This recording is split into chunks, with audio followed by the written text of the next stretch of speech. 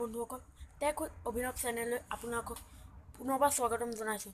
Friends, আপোনালোকে নিশ্চয় কিতাপ পত্ৰত পঢ়িবলৈ পাইছে যে পৃথিৱীৰ পৰা সূৰ্যৰ দূৰত্ব 8 আলোকবৰ্ষ, তেনেকুৱা ধৰণৰ কিছুমান কথা শুনিবলৈ পাইছে। এতিয়া এটা কথা হ'ল, এই আলোকবৰ্ষ মানেনো কি? 1 আলোকবৰ্ষ 8 আলোক মিনিট, এইটো আপোনালোকে নিশ্চয় বুজি পোৱা নাই।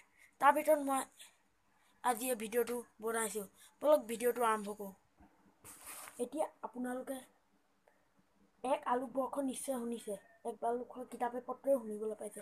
আৰু মই যে অলপ দেৰি আগতে ক'লোঁ 8 আলোকবৰ্ষ, 8 আলোকবৰ্ষ ক'লোঁ যে পৃথিৱীৰ পৰা সূৰ্যৰ দূৰত্ব 8 আলোক মিনিট, 8 আলোক মিনিট। এতিয়া 1 আলোকবৰ্ষ, এই বৰ্ষই বছৰ বুজাইছে আৰু আলোকৰ সম্বন্ধত পোহৰ আহিছে, মানে পোহৰে 1 ছেকেণ্ডত 3 লাখ কিলোমিটাৰ অতিক্ৰম কৰে।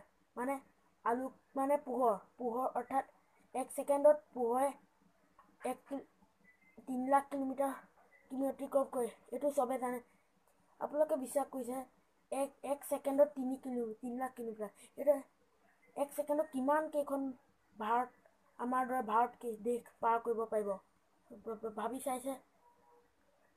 আৰু এইটো সূৰ্যৰ পৰা পৃথিৱীৰ দূৰত্ব 8 আলোক মিনিটত প্ৰকাশ কৰিলে সুবিধা হয়, কাৰণ 1 আলোক মিনিটত 3 লাখ কিলোমিটাৰ থাকে। মই কথাবোৰ থুলমূলকৈ 3 মিনিটমানৰ ভিতৰতে বুজাই যাম, আপোনালোকে ভালকৈ শুনি যাব, ভিডিঅ'টো স্কিপ নকৰিব। আৰু আলোক মিনিট প্ৰকাশ কৰিবলৈও দিয়া, মানে পৃথিৱীৰ পৰা সূৰ্যৰ দূৰত্ব 8 আলোক মিনিট, অৰ্থাৎ পোহৰে 1 ছেকেণ্ডত 3 লাখ কিলোমিটাৰ অতিক্ৰম কৰি সূৰ্যৰ ওচৰ পাবলৈ 8 মিনিট লাগিব। কথাটো বুজাইছে কিমান স্পীড ভাবি চাওকচোন। 8 মিনিটত কিমান দূৰ পাবগৈ, কিমান ভাবিছে? এতিয়া আৰু আলোকবৰ্ষ প্ৰকাশ কৰিবলৈ আৰু এটা সুবিধা হয় যে আলোকবৰ্ষ এটা আপোনালোকে কিছুমানে পৃথিৱীৰ পৰা সূৰ্যৰ দূৰত্ব কোটি কোটি কিলোমিটাৰ, সেইটো এতিয়া আপোনালোকে লিখিবলৈ কেতিয়াবা অসুবিধা হয়। তাৰ উপৰিও এই আলোকবৰ্ষটো প্ৰকাশ কৰিব পাৰে, কিলোমিটাৰ গণনা কৰিব পাৰে, সেইবাবে আলোকবৰ্ষ। আৰু এটা মই কিতাপে পত্ৰ পঢ়িবলৈ পাইছিলোঁ, মানে শুনিছিলোঁ, বৈজ্ঞানিকসকলে ৰিচাৰ্চ কৰিছে পৃথিৱীৰ ওচৰত বোলে কেপলাৰ নামৰ এটা প্লেনেট আছে, তালৈ বোলে পোহৰ পাওঁতে 385 কোটি আলোকবৰ্ষ, মানে পোহৰ পাওঁতে 385 কোটি বছৰ লাগে। ভাবি চাইছেনে কিমান দূৰ লাগিব? মানুহটো দূৰৰ কথা, তালৈ কোনো বস্তুৱে পাবগৈ নোৱাৰে।